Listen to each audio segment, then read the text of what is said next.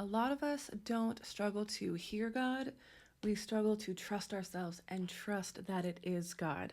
Hi friends, I'm Toni and this is video number 3 in our 5-part series all about cultivating and creating a deeper relationship with the Lord so that He really does feel close to us all the time and we kind of have that best friend relationship. That's kind of what I'm hoping for with this series, is that you leave feeling like God is your best friend and that He's with you all the time and that you're constantly talking and hanging out and you feel close. You feel close to the Lord all the time. That's my hope for this video. So we've talked about making time to be still before Him. We've talked about how He reveals Himself to us. And today we're going to talk about trusting ourselves and trusting that when we do hear something or we get some sort of nudge in our spirit, trusting that it is the Lord. And if you struggle with that, struggle with trusting yourself, which I get, been there, still there, struggling. I mean, I'm with you on this. These videos are as much for me as they are for you. That's what we're going to talk about today. The biggest thing, if you take nothing else away from this video, I want to talk about how to know if it's the Lord's voice that you're hearing. When you get a sense that He's talking to you or He's revealing something specific to you, how you know it's His voice and not yourself or not the enemy's.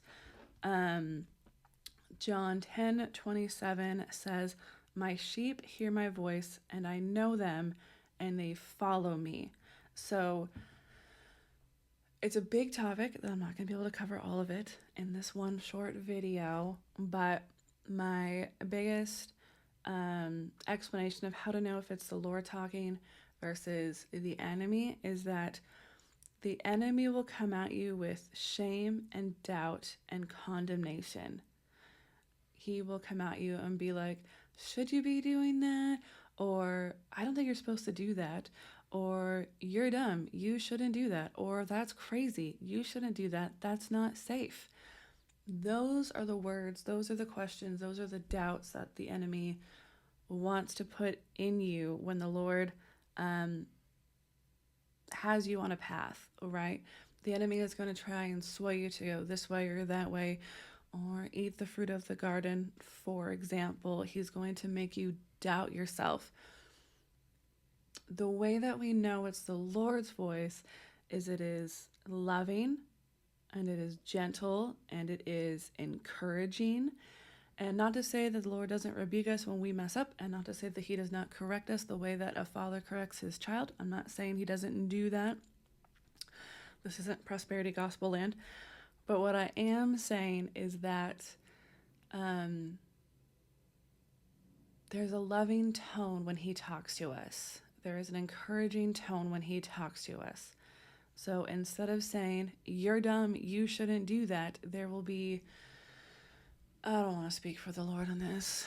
What would the Lord's version of that be? The Lord wouldn't say, you're crazy, don't do that, in a demeaning way, or in a, how could you do that way, or that's not meant for you way. Like, that's not the Lord's voice. The Lord's voice is, let's do this together. Trust me. I am with you. He will bring to mind Bible verses of encouragement.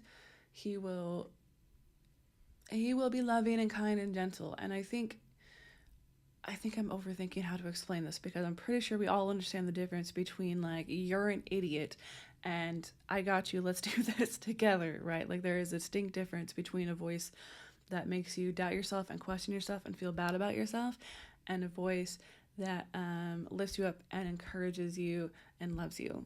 So that's my biggest encouragement for this video, is to start to train yourself to discern between the enemy's voice and the Lord's voice, and then trusting that what the Lord has for you is good, and we'll get there, and that and doing what He says, trusting it. Okay, let's move on. The next point I want to make is Isaiah 30:21 says, "And your ears shall hear a word behind you saying, This is the way, walk in it, when you turn to the right or when you turn to the left. So God is always talking to us. We talked about yesterday how he's always revealing himself to us. He's always talking to us, and he's always guiding us, or at least trying to guide us. If something good, if you felt the urge, the nudge to buy somebody's coffee who was behind you in the Starbucks line, or go apply for a job, even when maybe you weren't even like looking for a job, but like you saw the job or you heard about it and you're like, I'm going to apply, and it turned out really well. Or going up and talking to somebody and it turned out well.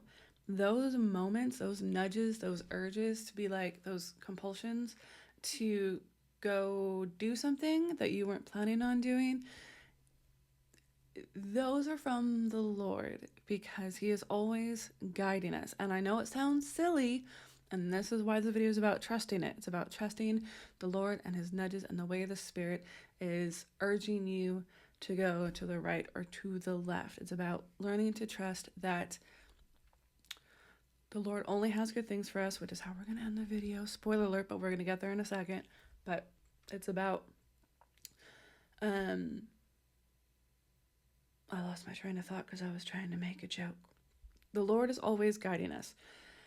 And so if you've done something out of the ordinary and it turned out well, that was the Lord. So one thing you can do, and you don't necessarily have to write it down, but write it down or really start to like compile a mental list of, when I did X, this turned out well. When I did Y, even though I wasn't comfortable, this turned out well. Start to make a mental list or write it down of these proofs that show that the Lord encouraged you to do this thing and it turned out really well, so that you can start to trust those urges, trust those nudges, trust that the Lord is with you right here or wherever he is. But like, he's with you all the time. He's guiding you all the time. So you can start to really build up these proofs that he is with you and he is guiding you and you can trust him. And that's how we deepen our relationship with the Lord. The last thing I want to say, a verse that many of us are familiar with, Romans 8:28, and we know God works all things for good for those who love him and are called according to his purpose. So I think I covered most of this. God is always working in the background. So there are things that he encourages us to do, steps of take a step of faith, do something out of the ordinary, do something that makes us uncomfortable, do something even though we're not sure why we're doing it. But God is always doing things that we can't see, good things that we can't see, good things that we don't know about. And we have to trust that he is who he says he is, that he is a God who does good things because he loves his children. So even if you don't get it, even if something looks weird or confusing or wrong, we have to trust that he's always doing good things for us. I'm going to talk about that more in a later video. But so learning to trust that it's his voice, learning to trust that he is actively moving in our life and guiding us, and then trust that everything is working out for our good, for our benefit. It's like if you have kids and you ground them because they made a poor choice, they don't see it as a good thing, right? But we know as their parents that was the right thing to do. So I encourage you to spend some time with him, to start to build up those proofs, to start to believe that everything good that's happening to you is from the Lord, and that's how we're going to deepen our relationship with him and feel closer to him and have that best friend relationship with him. It's going to be so good. And tomorrow, what are we talking about? Tomorrow we're going to talk about inviting him into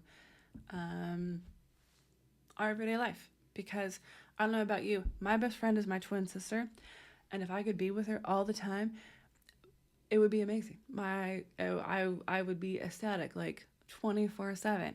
And I don't have my sister here 24/7, but I do have the Lord here 24/7, and so do you. And so we're going to talk about how to invite him into that best friend relationship where he is with us all the time, and we're so excited to hang out with him and spend time with him, and it's going to be so good. So don't forget to subscribe so you don't miss it, and always remember that blessed is she who believed that he would fulfill the promises he made to her.